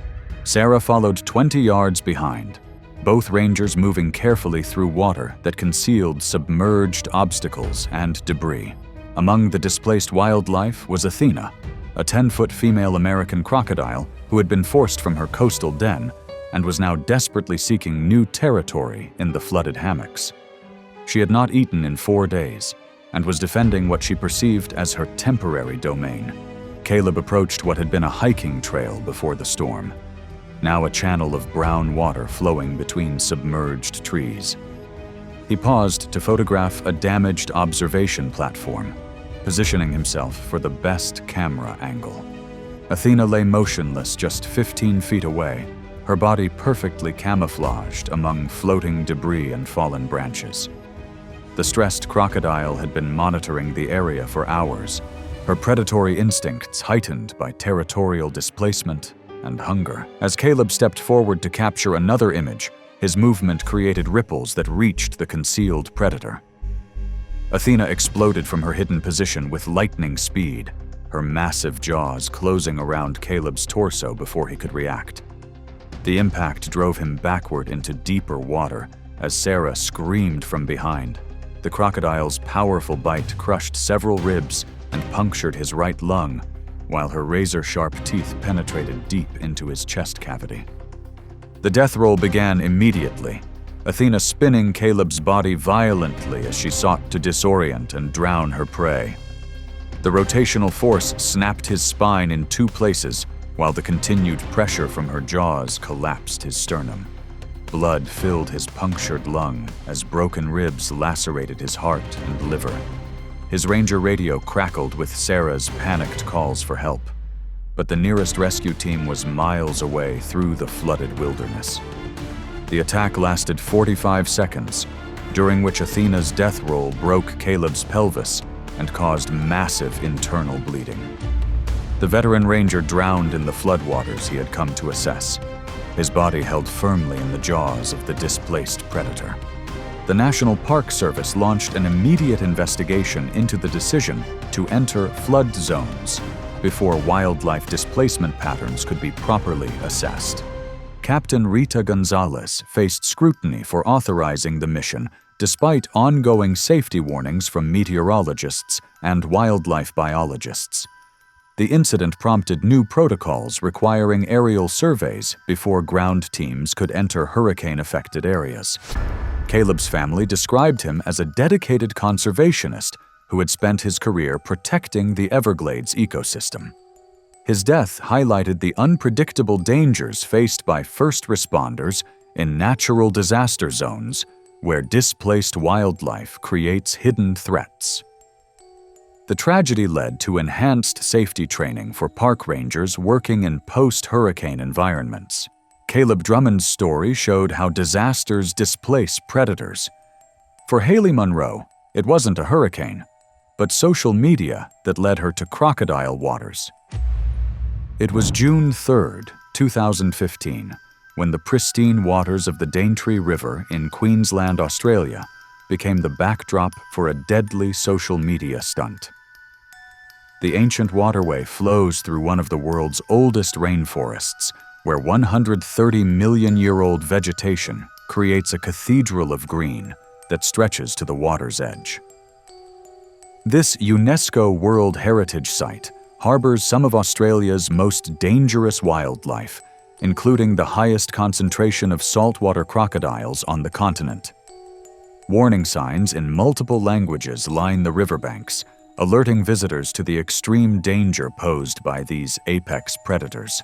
Haley Monroe, a 26-year-old travel influencer with 2,000 followers, had built her brand on taking risks for dramatic content that surpassed her competitors' safer travel posts.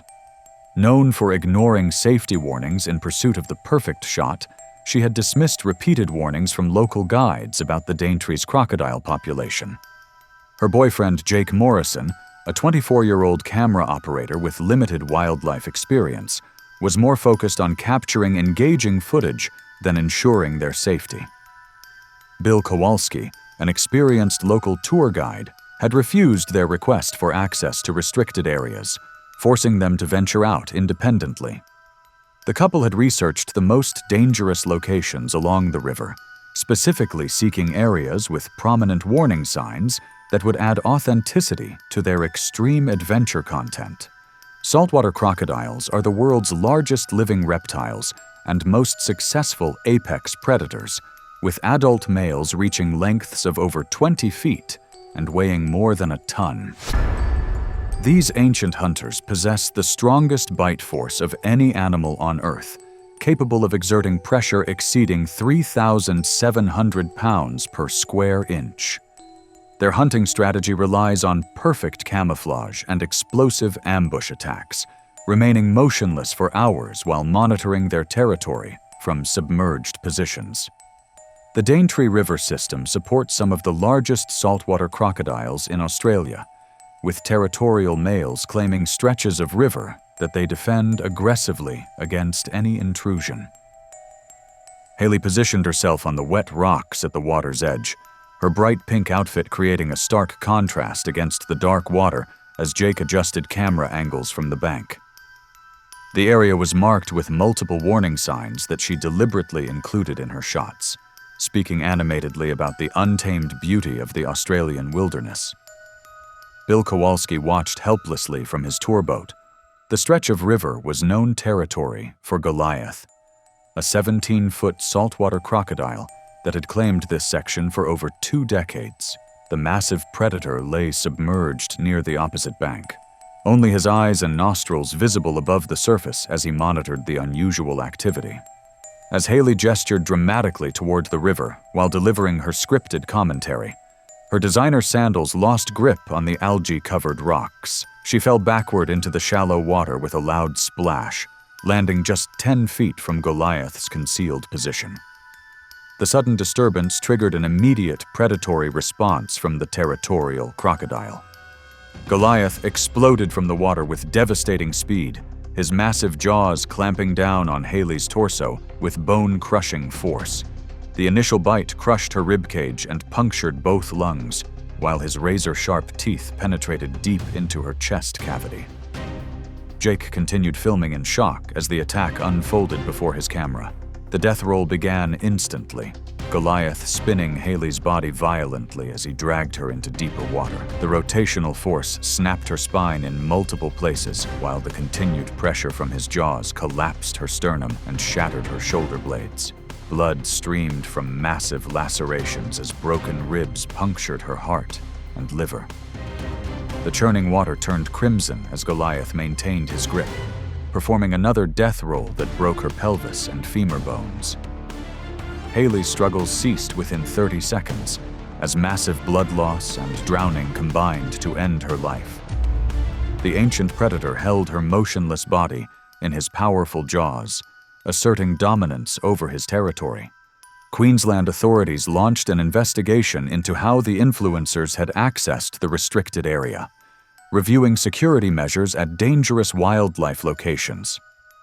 The incident sparked debate about social media platforms' responsibility for content that encourages dangerous behavior in pursuit of viral fame. Tourism officials expressed concern about copycat incidents, as Haley's final video gained millions of views posthumously. Haley's family criticized social media culture for pressuring content creators to take increasingly dangerous risks for engagement.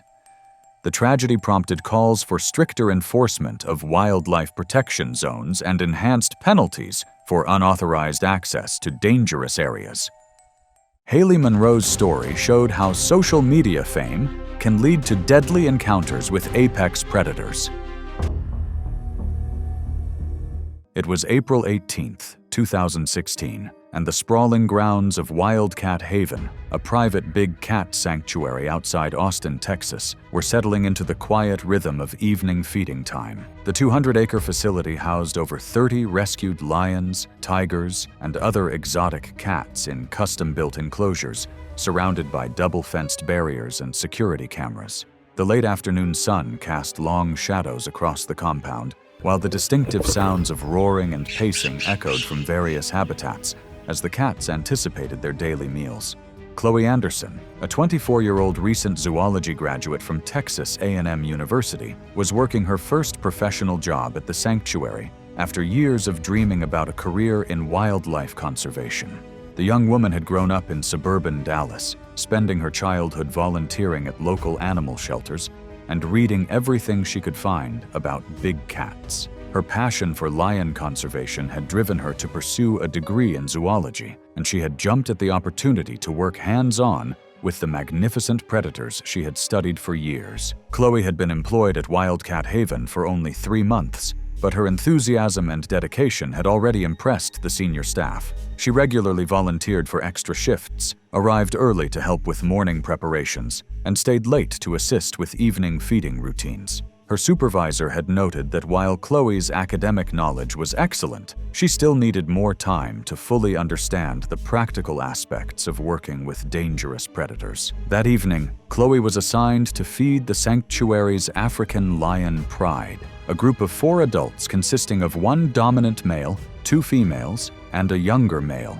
The pride had been rescued from a defunct roadside zoo 3 years earlier and had established a complex social hierarchy within their large enclosure. African lions are apex predators that live in complex social groups called prides, typically consisting of related females, their offspring, and 1 or more dominant males. Adult males can weigh up to 420 pounds and possess incredible strength, speed, and hunting instincts that remain sharp even in captivity. Lions are highly territorial animals that become extremely aggressive when defending their food sources, and they coordinate their attacks with devastating efficiency. Chloe began the feeding routine by securing the lions in their holding area, a smaller enclosure connected to the main habitat by a series of gates and tunnels. The standard protocol required keepers to visually confirm that all animals were locked in the holding area before entering the main enclosure to distribute food. Chloe had successfully completed this process and was placing meat portions at various locations throughout the habitat when disaster struck. As she positioned the final portion of meat near the back fence, Chloe accidentally knocked over the metal feeding bucket, sending it clattering across the concrete floor of the enclosure. Without thinking, she made the fatal decision to retrieve the bucket immediately, rather than following protocol by exiting the enclosure and securing the lions before re-entering. Chloe opened the gate separating the main habitat from the holding area, assuming the lions were too focused on their food to pay attention to her movements. The pride's dominant male, a 400-pound specimen named Caesar, noticed Chloe's entry immediately. Caesar launched himself at Chloe with explosive power, his 400-pound frame covering the distance between them in 3 massive bounds. His front paws struck Chloe's back with bone-crushing force, driving her face first onto the concrete floor while his claws raked across her shoulders and spine. The 2 lionesses, responding to Caesar's attack signal, abandoned their food and joined the assault with deadly coordination. The first female clamped her powerful jaws around Chloe's left arm, her crushing bite force shattering bones and severing major arteries. The second lioness attacked Chloe's legs, her razor-sharp claws opening deep gashes that immediately began bleeding profusely. Caesar's massive jaws found Chloe's neck, his powerful canine teeth puncturing through muscle and vertebrae with devastating efficiency. The dominant male's bite force compressed Chloe's windpipe and severed vital blood vessels, causing massive trauma that made survival impossible. Within minutes, Chloe's movements ceased as the coordinated assault proved fatal. The night security guard heard Chloe's initial screams and immediately radioed for emergency assistance while rushing toward the lion enclosure. By the time backup staff arrived with tranquilizer equipment, Chloe was already dead from massive trauma and blood loss. The 4 lions were successfully sedated and relocated to separate holding areas, while investigators examined the scene. The investigation revealed that Chloe had violated fundamental safety protocols by entering the main enclosure while the lions had access to the space. The sanctuary implemented mandatory 2-person teams for all feeding operations and installed additional safety barriers to prevent similar incidents. But Chloe's tragic mistake wasn't unique among animal handlers who underestimated the dangers of working with apex predators. Across the country in Ohio, a veteran keeper's overconfidence would prove equally fatal when he encountered a Siberian tiger that had found a way to breach its containment. It was September 7th, 2015. And the morning mist hung low over the grounds of Riverside Zoo in Columbus, Ohio, as staff members began their daily routines of animal care and exhibit maintenance. The 150-acre facility housed over 2,000 animals representing species from around the world, with the big cat section being one of the most popular attractions among visitors. The crisp autumn air carried the sounds of roaring, chattering, and calling as the animals anticipated their morning meals and enrichment activities. Marcus Thompson, a 38-year-old senior animal keeper,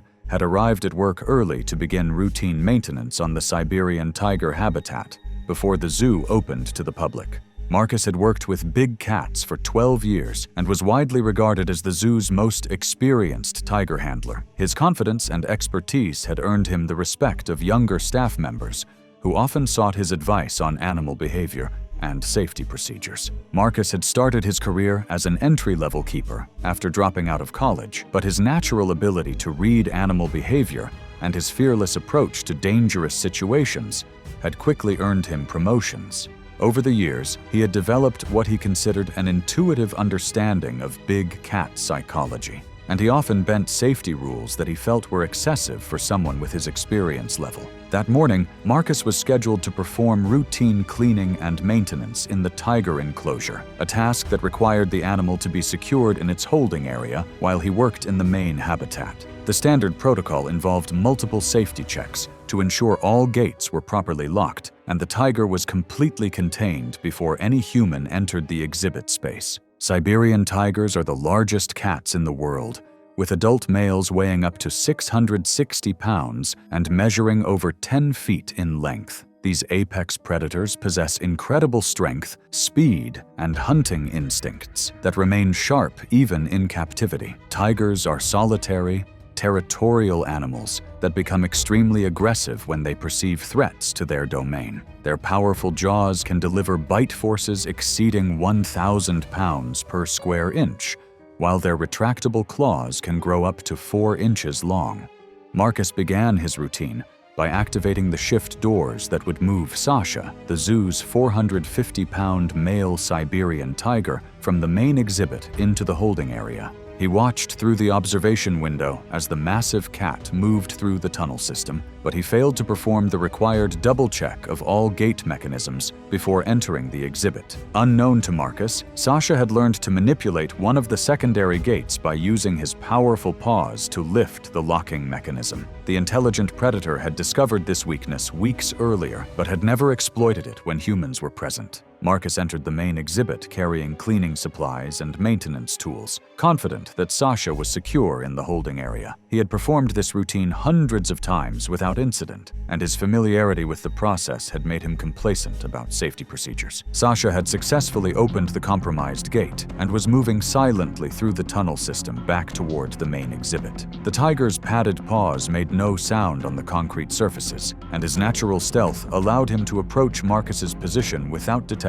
Marcus was bent over examining a drain cover when Sasha emerged from the tunnel entrance behind him. The massive tiger assessed the situation with predatory calculation, recognizing Marcus as an intruder in his territory. The attack came without warning or sound. Sasha launched himself at Marcus with explosive power, his 450-pound frame covering the distance between them in 2 massive bounds. The tiger's front paws struck Marcus's back with devastating force, driving him face-first onto the wet concrete, while razor-sharp claws raked across his spine and shoulders.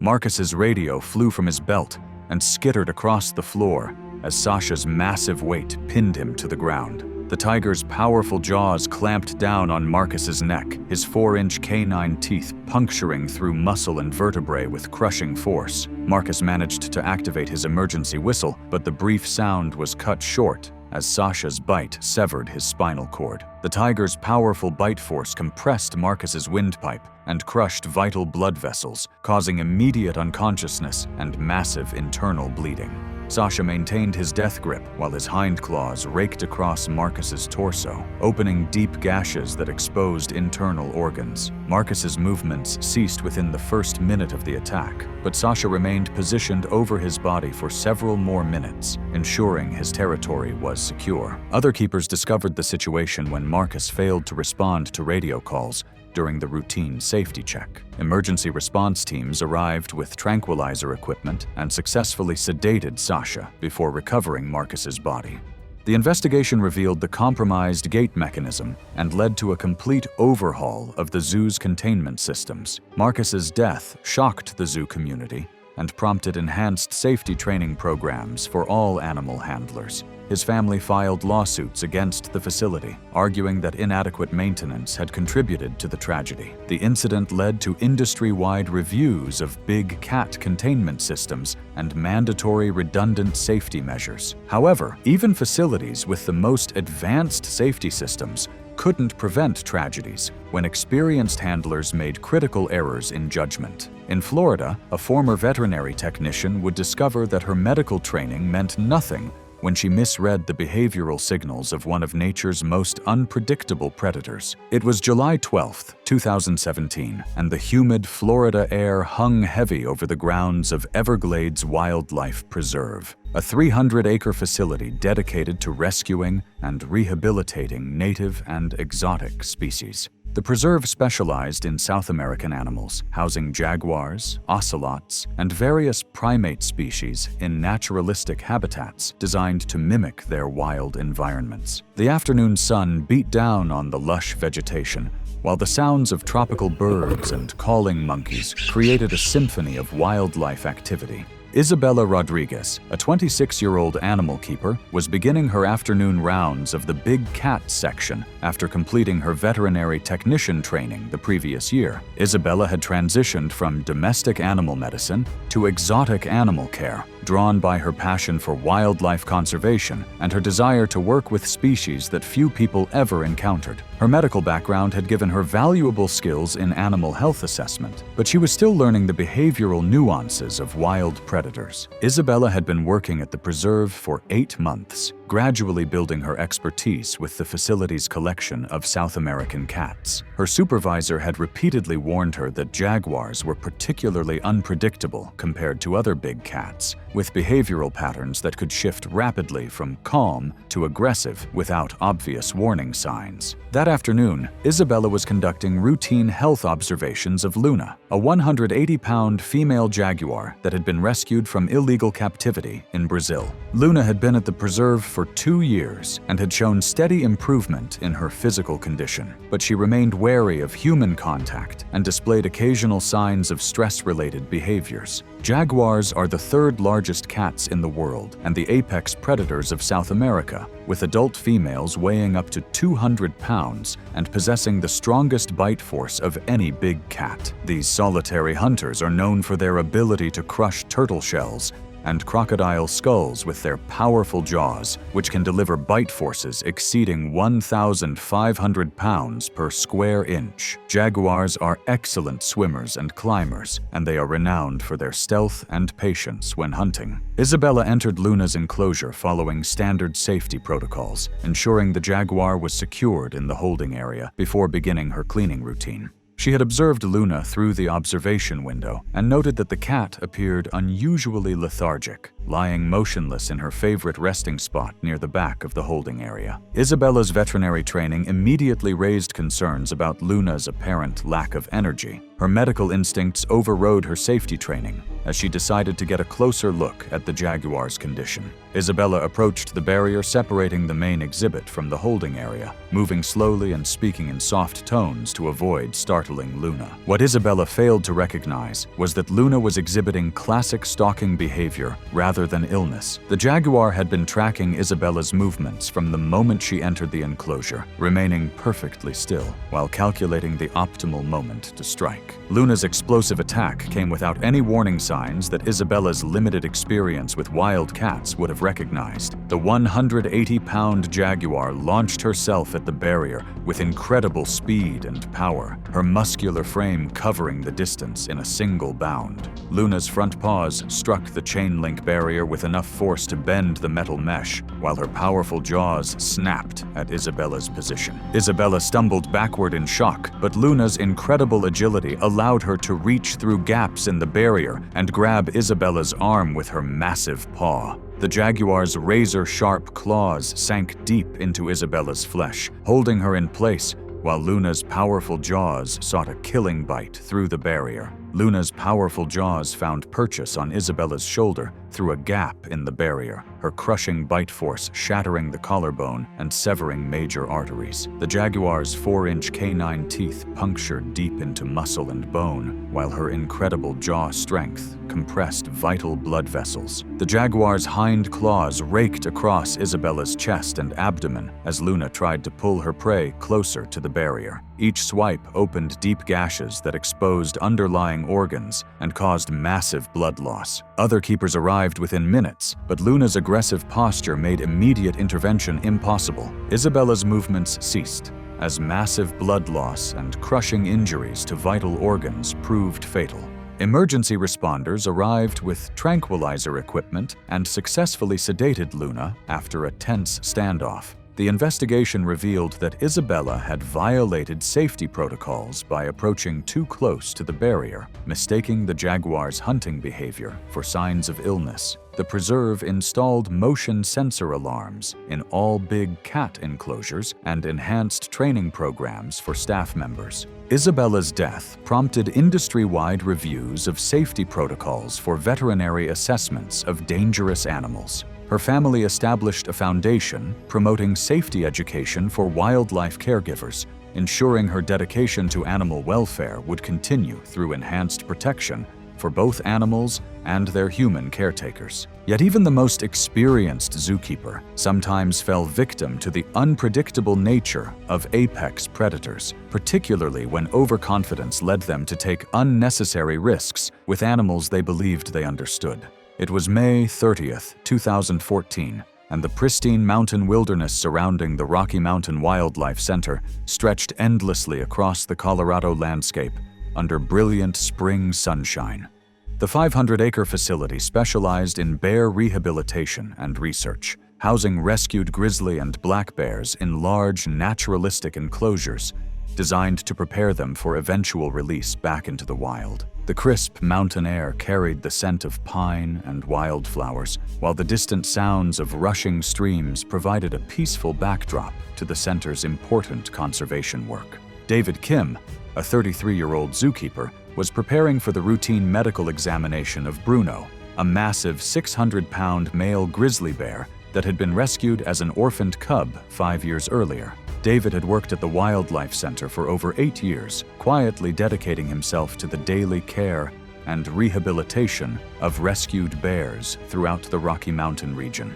His steady work ethic and calm demeanor around dangerous animals had made him a trusted member of the facility's animal care team. David was known among his colleagues as a reliable, no-nonsense keeper who preferred working with the animals to seeking attention or recognition. He had helped raise Bruno from a small cub into a massive adult male, spending countless hours ensuring the bear received proper nutrition, medical care, and enrichment activities. David took quiet satisfaction in his work, knowing that his efforts contributed to successful bear rehabilitation and eventual release back into the wild. That afternoon, David was scheduled to assist with administering routine vaccinations and collecting blood samples from Bruno as part of the center's ongoing health monitoring program. The procedure required the bear to be sedated with a combination of drugs delivered via dart gun, followed by a waiting period to ensure the sedative had taken full effect before any human contact occurred. Grizzly bears are among North America's most powerful predators, with adult males weighing up to 800 pounds and possessing incredible strength even when partially sedated.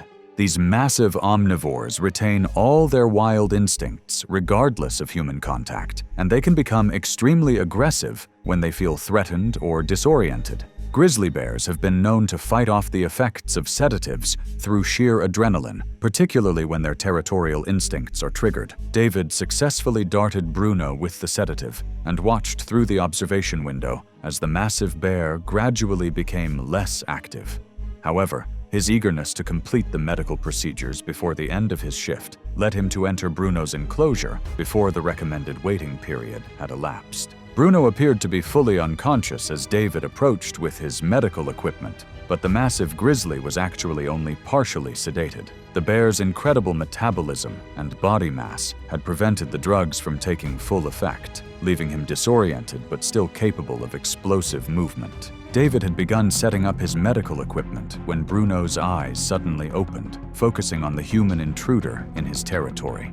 The partially sedated bear's confusion and disorientation triggered his defensive instincts, and he perceived David's presence as an immediate danger that needed to be eliminated. Bruno's attack was swift and devastating despite his compromised state. The 600-pound grizzly exploded from his resting position with surprising speed, his massive frame covering the distance to David in 2 powerful bounds. The bear's enormous paw struck David's chest with bone-crushing force, driving him backward into the concrete wall of the enclosure, while razor-sharp claws raked across his torso.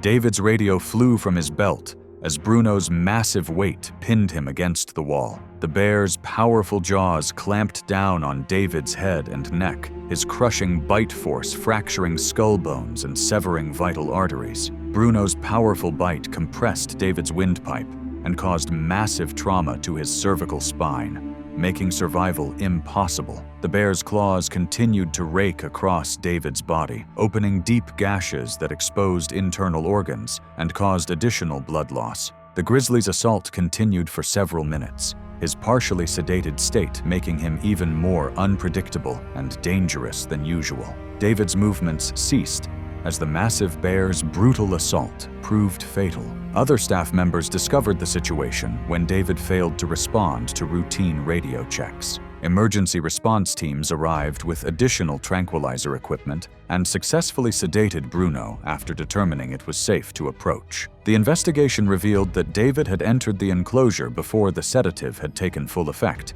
violating established safety protocols. David's death sent shockwaves through the wildlife rehabilitation community and prompted enhanced sedation protocols at facilities nationwide. Bruno was transferred to a more secure facility with stricter containment measures, as his association with a human fatality made him unsuitable for the center's rehabilitation program. But even the most secure facilities and experienced handlers couldn't prevent every tragedy, particularly when split-second decisions led to fatal encounters with animals whose strength and unpredictability made them inherently dangerous to work with. It was November 14th, 2018, and the urban landscape of Golden Gate Zoo in San Francisco was bustling with the activity of staff members preparing for another busy day of public education and animal care. The 100-acre facility housed over 1,000 animals representing species from around the world, with the primate section being one of the most popular and scientifically important areas of the zoo. The cool morning air carried the sounds of chattering, calling, and the distant hum of city traffic as staff members began their daily routines.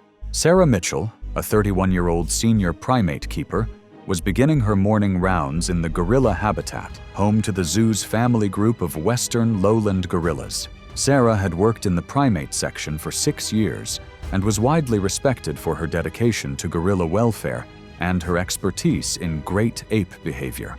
She maintained a small social media presence with 900 followers, sharing educational content about gorilla conservation and the importance of protecting these magnificent primates in the wild. Sarah had developed what she believed was a trusting relationship with the zoo's silverback gorilla, a 350-pound male named Congo, who had been born in captivity and raised by human caregivers. Her years of daily interaction with Congo had given her confidence in her ability to read his moods and behavioral patterns, and she often spent extra time observing his activities and documenting his social interactions with the other gorillas. That morning, Sarah noticed that Congo appeared unusually agitated, pacing back and forth near the front of his enclosure while making aggressive vocalizations. Construction work on a nearby exhibit had been ongoing for several days, and the unfamiliar sounds of heavy machinery and power tools had been causing stress among several of the zoo's animals.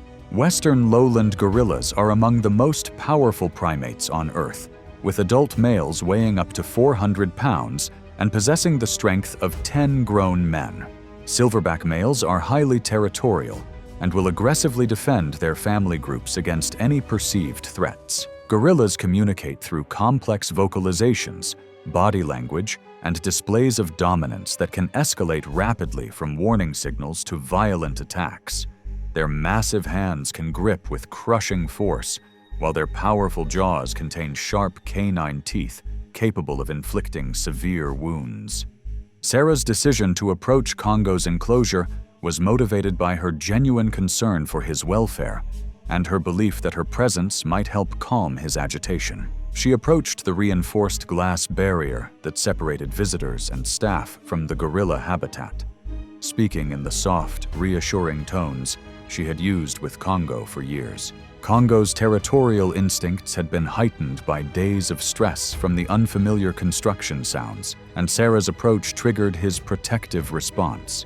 The massive gorilla perceived her presence near his territory as a challenge to his dominance, particularly given his already agitated state from the ongoing environmental stressors.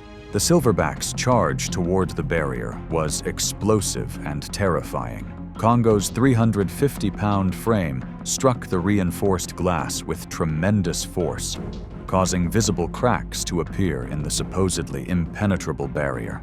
The gorilla's massive fists pounded against the glass while he displayed his enormous canine teeth and made threatening vocalizations that echoed throughout the primate building. Sarah began backing away from the barrier, but Congo's incredible strength had compromised the integrity of the safety glass. The silverback's continued assault on the barrier caused additional cracks to spread across the surface, and within seconds, a section of the glass gave way under the tremendous pressure. Congo's massive arm reached through the opening in the damaged barrier, his powerful hand grabbing Sarah's shoulder and pulling her towards the compromised glass. The gorilla's grip strength, exceeding 1,800 pounds per square inch, crushed bones in Sarah's shoulder and arm, while his other hand reached for her head and neck. Sarah's screams alerted other keepers throughout the primate building, but Congo's aggressive posture and protective stance made immediate intervention extremely dangerous.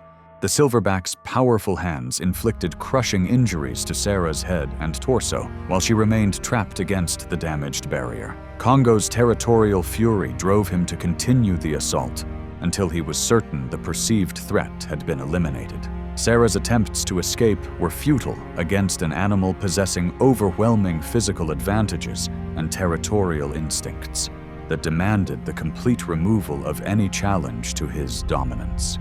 Sarah's movements ceased as the massive gorilla's crushing grip and powerful blows proved fatal. The silverback was eventually sedated after a tense standoff that lasted nearly an hour. The investigation revealed that the construction noise had created unprecedented stress levels among the primates, leading to heightened territorial behavior that made normal interactions dangerous. Congo was relocated to a quieter section of the zoo with enhanced barriers, while all primate enclosures received reinforced safety systems to prevent similar breaches. Sarah's death devastated the zoo community and prompted industry-wide reviews of barrier integrity and stress management protocols for captive primates. Her family established a foundation promoting gorilla conservation in the wild, ensuring her dedication to protecting these magnificent animals would continue through enhanced habitat preservation efforts. Thanks for watching. Want to watch more? Click on your screen now.